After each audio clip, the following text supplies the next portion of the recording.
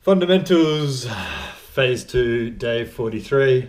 Went for a 30-minute jog, very low intensity. I was explaining this to a friend today. Very low intensity, 8 kilometers an hour. Have you ever done 8 kilometers an hour on a treadmill? It's double timing. I do it until I can get up to 150 on my heart rate, which is like a good warm up, good general warm up temperature, body temperature, heart rate rather. But yeah, I guess it's increasing. No, it probably isn't. Anyway, ignore that. Basically, getting the blood pumping. And for the last 2 minutes, I crank it up and just get my heart rate really going. 2 minutes, that's all it takes. Run hard for 2 minutes, hard for 2 minutes, and you'll see that's more than enough time. It's not speed training as such, it's just getting a little bit of overload there in your heart. So don't overdo it, especially not in phase 2. We're just here, we're having fun. We're going to the gym, we're, making fun of people doing their meme exercises, doing terrible Olympic lifting and wondering why they only come in every 2 months of a year because they've probably effed themselves up much like I have from just going at things like a bull at a gate. So don't do that. I went for quite a long time. I was there for an hour and a half, but I jumped in the spa afterwards because it was empty, and I'm quite dainty and don't like sitting there with a bunch of old men talking about their trials and tribulations and where they went wrong in their lives. I can take a guess. But nonetheless, it's really good for your muscles, having a sauna and stuff like that, having your amino acids and soaking yourself in hot water or jumping in the steam room or a spa is a great way to warm down without actively warming down and making sure you don't get injured, which is really good if your gym's got a sauna or a steam room. But like I said, like me, I'm a bit of a germaphobe, so it's pretty gross sometimes. I have to bash my head on a wall before going in, else I would never go in. And take your antifungal cream with you to put on your feet afterwards. Dirty places. God darn it, they're dirty. Yeah, isopropyl and antifungal cream is always a staple in my gym bag because public gyms, public places, people, the world is a dirty place. Work in hospitals and you'll see where my paranoias come from. Until then, live in your fantasy land that everything's nice and clean and rosy, and enjoy that while it lasts. I've got to make sure I do some more skipping and I will do swimming now that my cramps have gone away, and as it gets warmer, that's all I do in the summer as an excuse to jump in the water. But I've got to make sure as my weight goes up that I'm still making sure that I'm doing some high frequency running, skipping to make sure that it doesn't, I don't start getting shin splints and stuff. You've got to accommodate for the fact that you're gaining weight.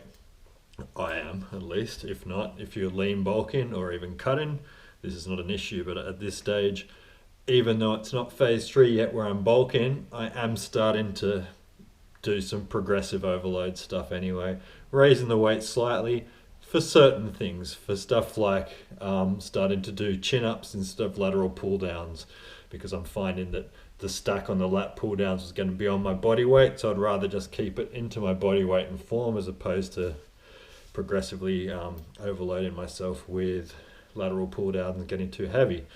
And I find my tendons are able to accommodate that now. So again, I'm not going to do weighted chin-ups or anything like that like I will do in phase 3.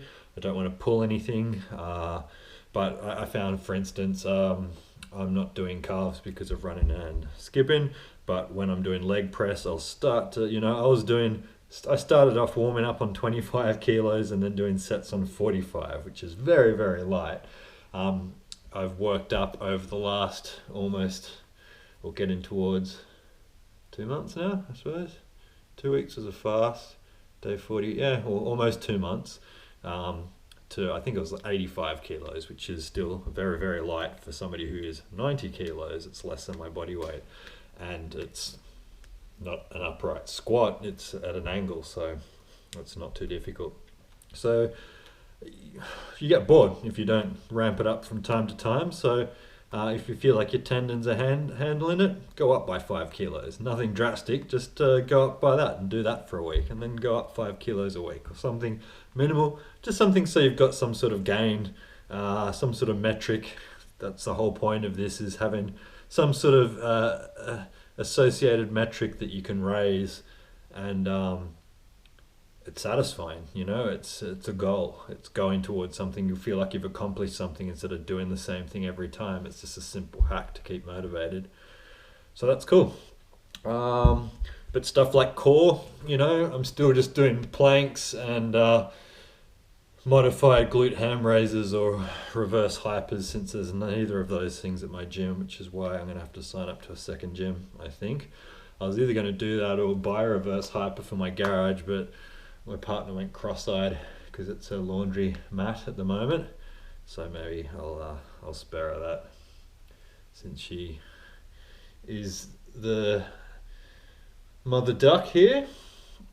I don't want to cram this place full of more exercise equipment. But funnily enough, all the weights, Olympic weights, everything that we have in the garage, kettlebells, apart from my 2 20-kilo kettlebells, are all hers.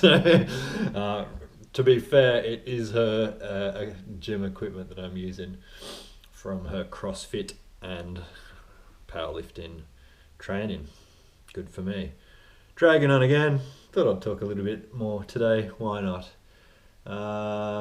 Make sure you keep on doing your stretching. I do that thoroughly every time at the gym. In between exercises, I'm always stretching. Always stretch the stuff that you suck at, the stuff that you cringe at doing, which for me is always my glutes and my hamstrings, my entire life, the bane of my existence.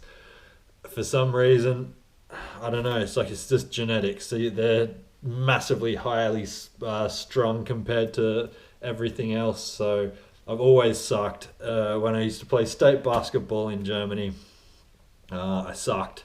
And I can remember always being passively stretched by coaches and instructors and wrestling coaches. My jiu-jitsu instructor used to notice my tension and said, "You're always doing this." It's generalized anxiety disorder. I can't help it. And that combined with genetics, with inflexibility in certain areas, you just got to work at it. It will never be perfect, but you just want to make sure it's at least warm so you don't do any damage to it. Even if you're not going to be a yogi or you're not going to be a gymnast, who cares? They are not the sports for me. Anyway, although I do like yoga, I can see why people do it. It's sort of a one-stop shop. That's a long video. Take it easy.